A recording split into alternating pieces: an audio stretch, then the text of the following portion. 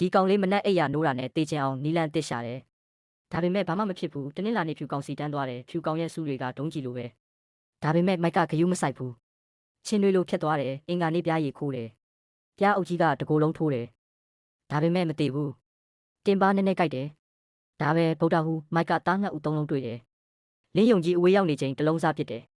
ဆိုးတာကခိုးထားတဲ့အတိုက်ထဲမှာပဲတန်ရှင်းရေးလုပ်နေတယ်ဒါနဲ့လင်းယုံကြီးပြန်လာတယ်မိုက်လေထဲရောက်သွားတယ်ဒါပေမဲ့ပြုတ်ကြတာဘာမှမဖြစ်ဘူး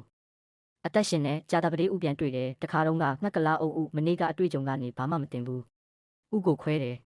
ပြီးရင်ကားတစ်စီးနဲ့ဝင်တိုက်တယ်လို့ခံရတယ်ဒါပေမဲ့အဆင်ပြေနေတော့မဲတော့ကြအစိတ်ပြင်းမွေကိုတွေ့တယ်ဘလို့လုံးလဲမသိဘူးမွေသေးတယ်မိုက်မသေးဘူးမိုက်မှာဂတ်မုတ်ဖွင့်ထားတာပါစနေဒီနေ့တော့ရှုပ်သွားပြီးအာဖရိကတော့ခွေးအုပ်နဲ့တွေ့တယ်အခုတော့မိုက်ကတားကောင်ဖြစ်သွားတယ်ဒီနေ့ပဲတေရောလားဒီခွေးတွေရဲ့ဖမ်းနှုန်းက80လောက်ရှိတယ်ကြံတဲ့20ကဘယ်သူဖြစ်မလဲမိုက်က6ကောင်နဲ့တကောင်ဝိုင်းရိုက်ခံရတယ်ဒါပေမဲ့ပြားရည်ဘီလူးရဲ့အရေခွန်ကခွေးကြိုက်တိုင်းအရေခွန်လွတ်သွားတယ်ခွေးတွေကဖမ်းမိပြီထင်တယ်ဒါပေမဲ့ဂျာကင်အင်ဂျီကိုပဲကြိုက်နေတာ10စက္ကန့်လောက်ကြာတော့ခွေးတွေငါတို့ဘာလုပ်နေတာလဲပေါ့မိုက်ကတော့အဲ့ဒီမှာပဲအေးအေးဆေးဆေးထိုင်နေတယ်တေချင်အောင်စူးစမ်းပေမဲ့မတေနိုင်တဲ့တတဝါပဲ